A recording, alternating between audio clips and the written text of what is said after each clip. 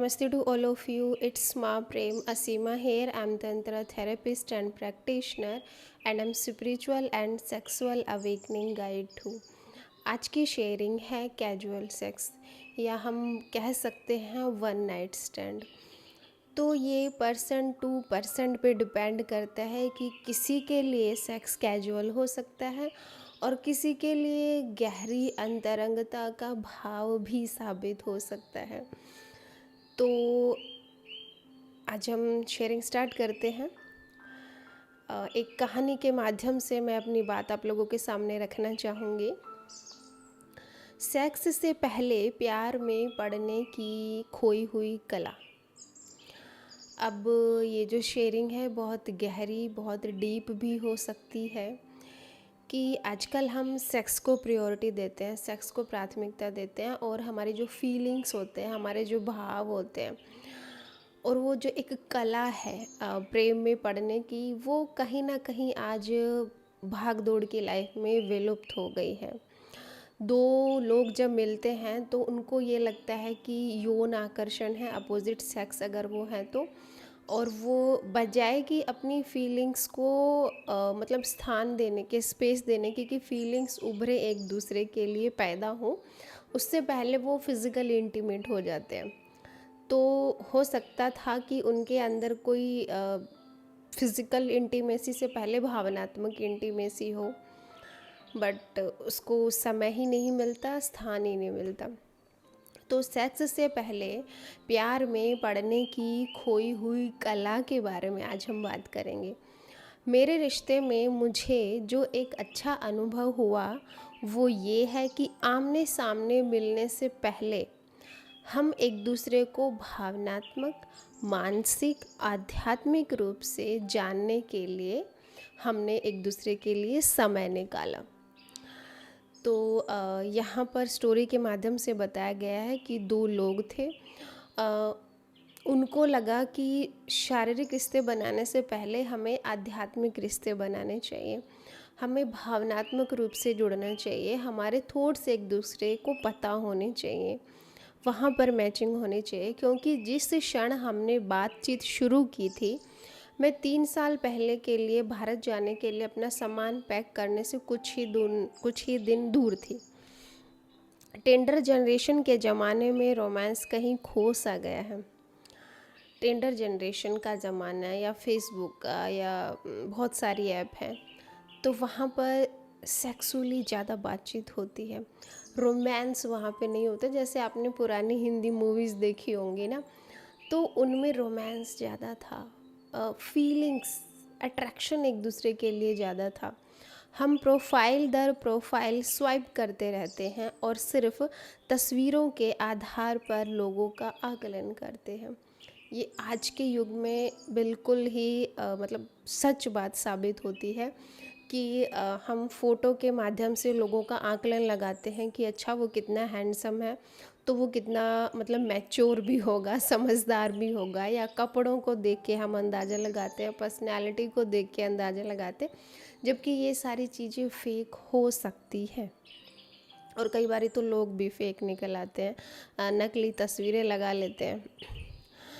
और जब से कैजुअल सेक्स, अब कैजुअल किन कारणों में, मैंने इसे उदाहरण चिन्हों में रखा है क्योंकि सेक्स शरीर के लिए किसी भी तरह से कैजुअल नहीं है। आमतौर पर लोग भाषा का इस्तेमाल करते हैं कि कैजुअल सेक्स, बट किसी भी तरह से शरीर के लिए कैजुअल नहीं है, सामान्य हो गया है। जब से कैजुअल सेक्स सामान्य हो गया है और हमसे इसकी अपेक्षा भी की जाती है, हमें यह मानने के लिए प्रोग्राम किया गया है कि लोगों के साथ सेक्स करना लगभग एक ज़रूरी शर्त सी बन गई है। आजकल के जनरेशन को देख के यही लगता है कि पहली ही आपकी मीटिंग हुई और आप फिज़िकल इंटीमेट हो गए, और नहीं हुए तो यार दोस्त आप लोगों का मजाक उड़ाते हैं कि आप लोगों को कुछ करना नहीं आता। तो ये एक मतलब एक सामाजिक प्रेशर सा हो जाता है कि अगर दो लोग मिलते हैं तो उनको सेक्स करना ही चाहिए। तो ये एक ज़रूरी शर्त सी बनती जा रही है दिन पे दिन इससे पहले कि हम उन्हें रिश्ते के लायक समझें। अब जो व्यक्ति थोड़ा सा मैच्योर होगा, थोड़ा सा समझदार होगा, तो वो पहले इंटीमेट होना चाहेगा मेंटल, इमोशनल लेवल पे, साइकोलॉजिकल लेवल पे, स्पिरिचुअल लेवल पे। अगर बहुत ज़्यादा डीप होगा, मेडिटेटिव होगा, तो शरीर से पहले वो अपने भावों को, अपने इमोशंस को प्राथमिकता देगा। शरीर के लिए कैजुअल सेक्स जैसी कोई चीज़ नहीं होती। ये सिर्फ हमारे दिमाग में चीज़ें भरी पड़ी हैं। एक्चुअली हमारे शरीर के लिए भी कोई भी चीज़ कैजुअल जैसी नहीं होती। किसी के साथ अंतरंगता से जुड़ते ही एक भावनात्मक, आध्यात्मिक और शारीरिक जुड़ाव बन जाता है। उदाहरण देके समझाती हूँ। हम किसी अनजान जगह पे जाते हैं और हम उस जगह पर मान लो अकेले बैठे हैं। इमेजिन कीजिए कि आप किसी अनजान जगह पे गए हो, आप प्रकृति के पास बैठे हो, आप किसी पेड़ के पास बैठे हो जो आपसे बातचीत नहीं कर सकता, आपकी भाषा नहीं समझता। लेकिन थोड़ी देर अगर आप उस पेड़ को भी छू लेते हो या उसको हग कर लेते हो, उसकी छाँव में बैठते हो और फिर थोड़ी देर बाद बैठ के आप वहाँ से जाते हो, तो आपको ना एक कनेक्शन महसूस होगा उस पेड़ से। भले आपने वहाँ पर 5 मिनट बिताया है, आधा घंटा बिताया, 15 मिनट बिताया, तो फिर भी आप उस पेड़ को स्पर्श करके जाओगे, क्योंकि जुड़ाव व्यक्ति का स्वभाव है, वो हार्टेडली जीता है, तो उस पेड़ से भी लगाव हो जाता है। थोड़े दिनों के लिए मान लो हमारे पास पेट एनिमल आया, कोई कुत्ता है, हमने उसको प्यार से स्पर्श कर दिया, बिल्ली है टच कर दिया, तो उससे भी हमें कनेक्शन फील हो जाता है। निर्जीव चीज़ भी हमारे हाथ में, अगर मान लो एक पेन भी है ना छोटा सा, वो भी अगर हम उसको थोड़ा सा यूज़ कर लें 1-2 दिन या 1-2 घंटे, तो वो भी अपना सा लगने लग जाता है। तो आप सोच के देखिए, जब निर्जीव चीज़ें, मतलब कि जो ऑब्जेक्ट हैं, जो हमारे डायमेंशन के नहीं है, उनसे भी हमें कनेक्शन महसूस होता है, तो एक जीवित व्यक्ति जो हमारे जीवन में आया है, उसके साथ हम इंटीमेट हुए हैं, फिज़िकल इंटीमेट हुए हैं, तो आपको क्या लगता है कि उसकी यादें, उसका स्पर्श आपका शरीर याद नहीं रखेगा? शरीर की अपनी एक मेमोरी होती है, छूने की, उसको महसूस करने की। शरीर की अपनी एक प्रज्ञा है, अपनी एक बुद्धि है, उसके पास भी मेमोरी है हर चीज़ की। तो क्या आपका शरीर उसको याद नहीं रखेगा, जिसको आप लोग बोल रहे हो कि कैजुअल है, वन नाइट स्टैंड है? तो ऐसा नहीं होता कि कोई व्यक्ति आपके जीवन में एक बार आया और वो फिर अगले दिन डिलीट हो जाए, ऐसा नहीं होता।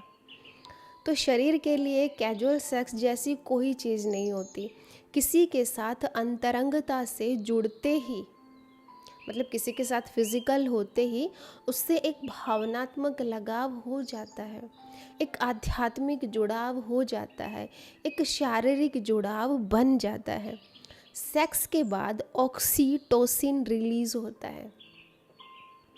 हर सेक्स के बाद, भले आप उसको कैजुअल बोलो, हर सेक्स के बाद ऑक्सीटोसिन रिलीज़ होता है, क्योंकि प्रकृति चाहती है कि हम भावनात्मक रूप से जुड़ें।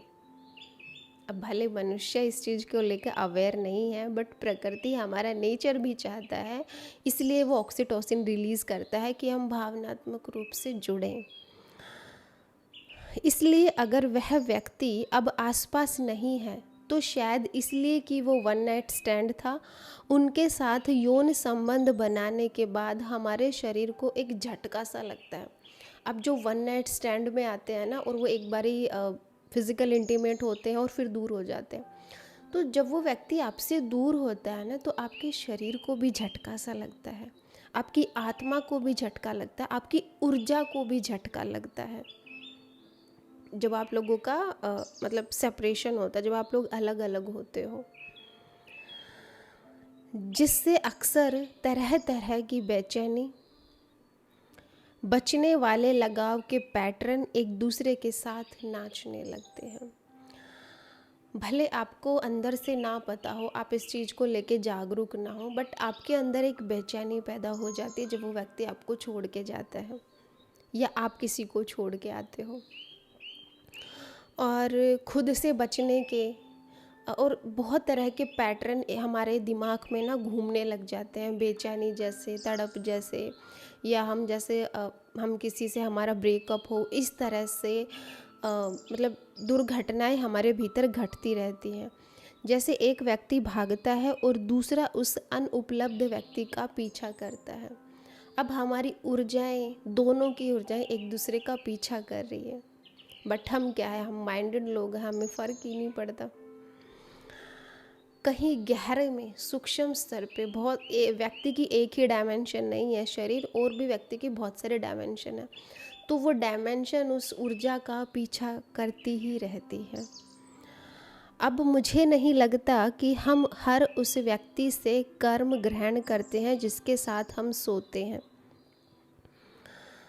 अब जिसके साथ भी हमने रिलेशन बनाया है ना, जिसके साथ के संपर्क में हम रहे हैं, तो उसकी जो क्वालिटी थी, उसके जो गुण थे, उसके जो दुर्गुण थे, उसकी जैसी भी एनर्जी थी, वो सारी की सारी आप ऑब्ज़र्व करते हो, वो सारी की सारी आपके भीतर अनजाने प्रवेश कर जाती है, जिसके भी आप संपर्क में आए हो, जिसके साथ भी हम सोए हैं।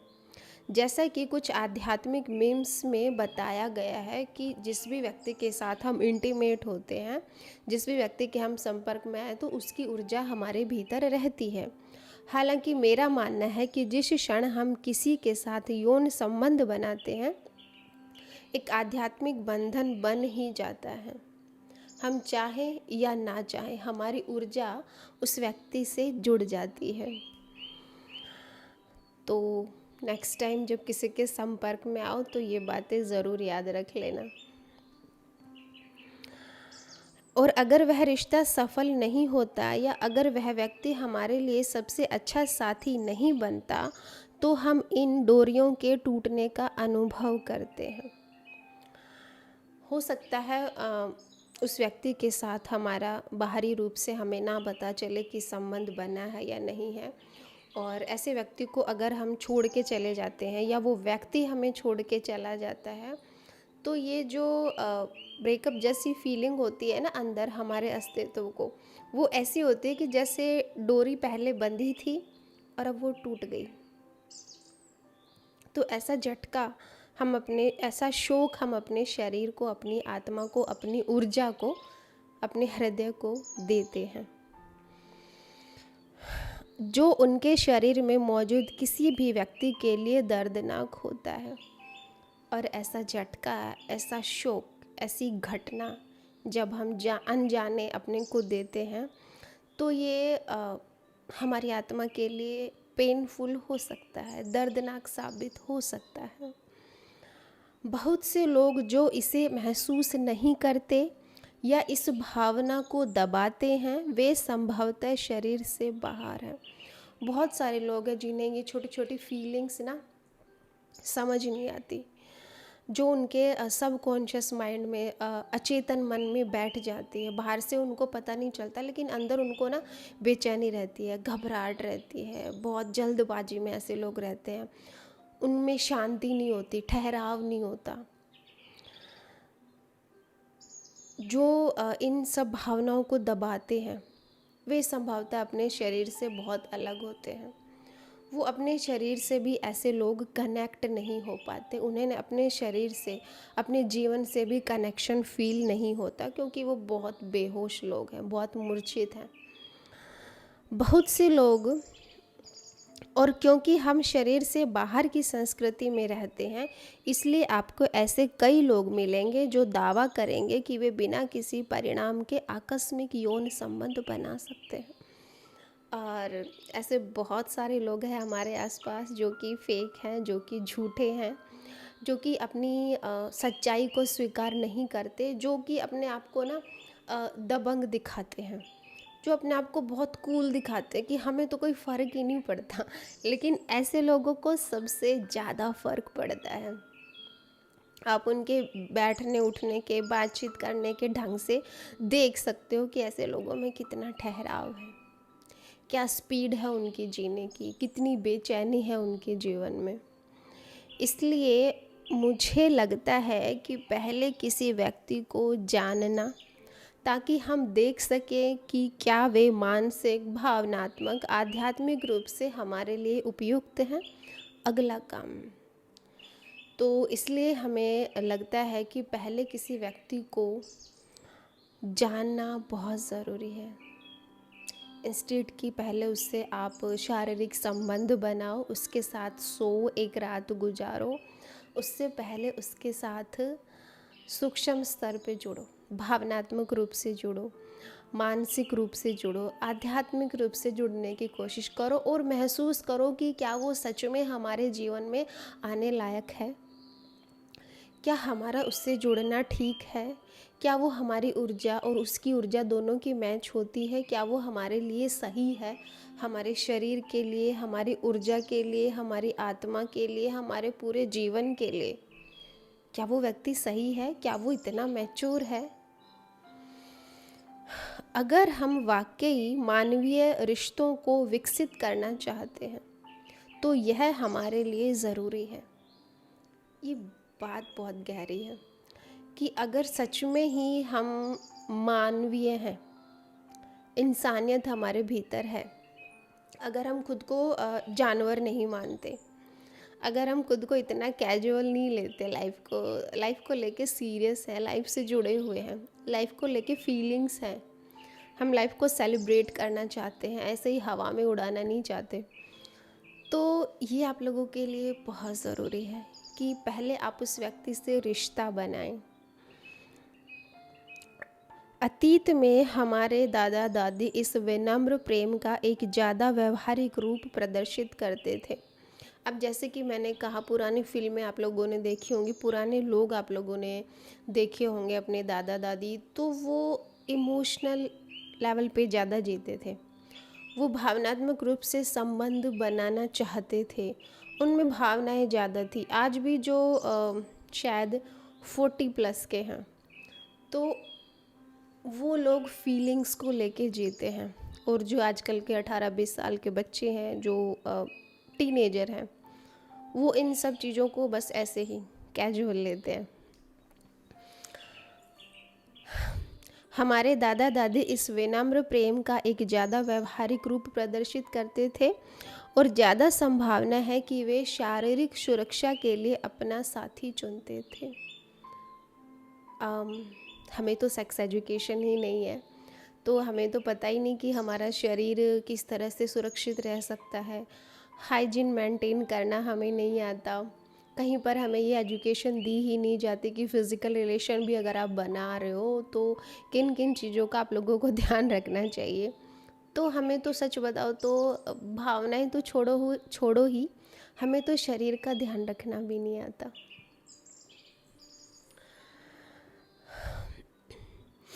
अब यह पहली बार है कि पश्चिम में मनुष्य इतना विकसित और प्रगति कर चुके हैं कि वे सचमुच पूरी तरह से प्रेम के लिए विवाह करते हैं, न कि केवल व्यवहारिक कारणों से।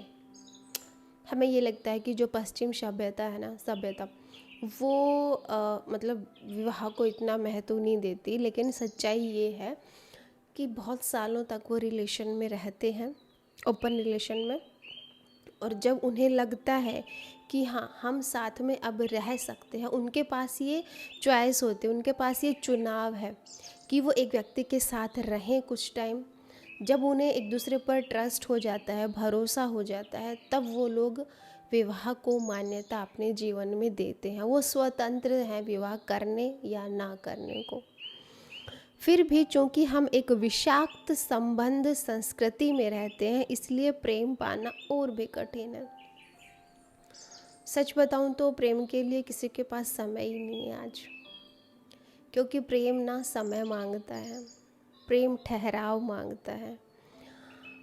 प्रेम ऐसा नहीं है कि फटाक से पानी उबल गया, नहीं, प्रेम के लिए बहुत धीरज चाहिए, बहुत मैच्योरिटी चाहिए, और आजकल हमारे भीतर ठहराव तो है ही नहीं। हमें इंस्टेंट रेसिपी चाहिए, खाने में भी और रिश्तों में भी। तो आज की जो संस्कृति है ना, वो पूरी तरह से विषाक्त हो गई है और उसमें प्रेम पाना बहुत कठिन है।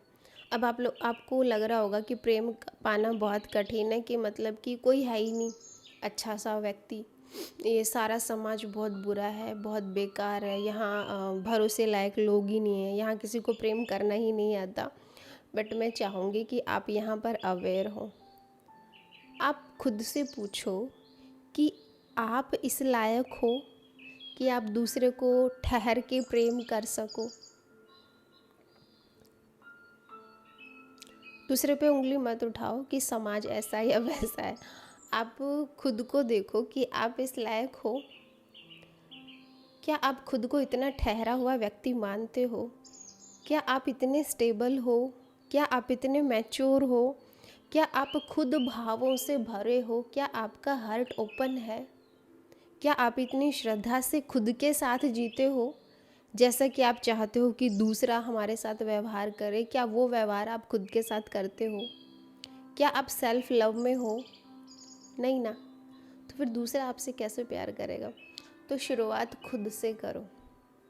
सेल्फ लव, सेल्फ रिस्पेक्ट बहुत ज़रूरी है। और प्यार की शर्त ये है कि पहले आपको देना होता है। जब आप दोगे तो वो प्रेम लौट कर आपके पास आएगा। हो सकता है कि आपने ए को प्रेम दिया हो और ए से लौट के ना आए, हो सकता है बी से लौट के आए, हो सकता है सी से लौट के आए, कहीं से भी लौट के आ सकता है।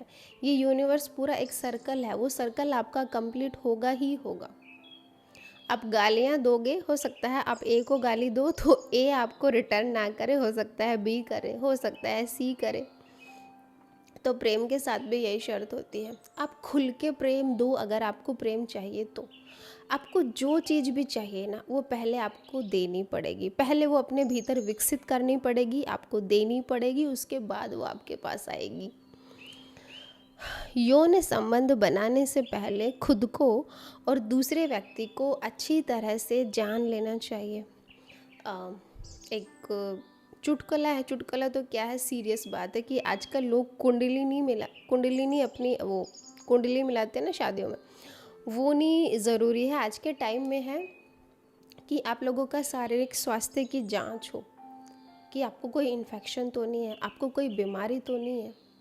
तो आपके टेस्ट ज़रूरी हैं, बजाय कि वो ज्योतिष शास्त्र के पास जाके अपनी कुंडली मिलाने के। तो यौन संबंध बनाने से पहले खुद को और दूसरे व्यक्ति को अच्छे से जान लेना चाहिए कि उसका फिज़िकल बैकग्राउंड क्या है। क्योंकि जब आप किसी के साथ इस तरह से जुड़ते हैं तो आप उन्हें शारीरिक, भावनात्मक, आध्यात्मिक रूप से अपने साथ घुलने मिलने का मौका देते हैं। जब हम अट्रैक्शन में होते हैं ना, तो हमें दूसरे की अच्छी अच्छी चीज़ें, गुडी गुडी चीज़ें दिखती हैं। बुरी चीज़ों को हम इग्नोर कर देते हैं, छोड़ देते हैं। लेकिन हम ये भूल जाते हैं कि जिस भी व्यक्ति को हम अपने मंदिर में एंट्री देते हैं ना, उसकी सारी ही एनर्जी हमारे भीतर हम सोखते हैं। उसकी अच्छी हैबिट भी, उसकी बुरी हैबिट भी हमारे भीतर आती ही है। तो अब आप देखिए कि आप अपने मंदिर में किस व्यक्ति को प्रवेश कराना चाहते हैं। आपके भीतर, आपके मंदिर में जो देवी या देवता विराजमान है, आप किसको वो प्रसाद देना चाहते हैं, किसके साथ शेयरिंग करना चाहते हैं अपनी एनर्जी की। किसी के साथ यौन संबंध बनाने से पहले खुद से यह पूछना मददगार साबित हो सकता है कि क्या मैं इस व्यक्ति को इतनी अच्छी तरह जानता हूँ, मैं उसकी हर बात को हर स्तर पर स्वीकार कर सकूँ। किसी को शारीरिक अनुमति देने से पहले ये भी अपने आप से पूछ लो कि क्या मैं उसको हर लेवल पे स्वीकार कर सकता हूँ। क्या मैं सिर्फ उसकी अच्छाई स्वीकार करूँगा, या मेरे अंदर इतनी भी सामर्थ्यता है, इतना भी मैं मैच्योर हूँ कि मैं उसकी बुरी आदतों को भी स्वीकार कर लूँ। ये भी खुद से पूछ लेना चाहिए। क्या यह व्यक्ति उस गहरी अंतरंगता के लिए तैयार है? क्या सामने वाला व्यक्ति इतना मैच्योर है कि जिसके साथ हमारा गहरी आत्मीयता का भाव पैदा हो सके? और इससे भी बढ़कर, क्या मैं उनके साथ इतनी गहराई से जुड़ने के लिए तैयार हूँ? दूसरे व्यक्ति के बारे में भी सोचो, अपने बारे में भी सोचो कि क्या आप खुद तैयार हो इतना गहरा रिश्ता बनाने को। ये थी आज की खूबसूरत सी शेयरिंग। वीडियो थोड़ी सी लंबी हो गई है बट बहुत ज़रूरी थी शेयर करनी। तो बैठ के इस वीडियो के बारे में सोचो, अपने आप से सवाल करो, दूसरे से सवाल करो और इसके बाद रिश्तों में आओ। तो आज के लिए आप लोगों का बहुत बहुत धन्यवाद। कल मिलते हैं एक और ऐसी ही अच्छी सी शेयरिंग के साथ। नमस्कार।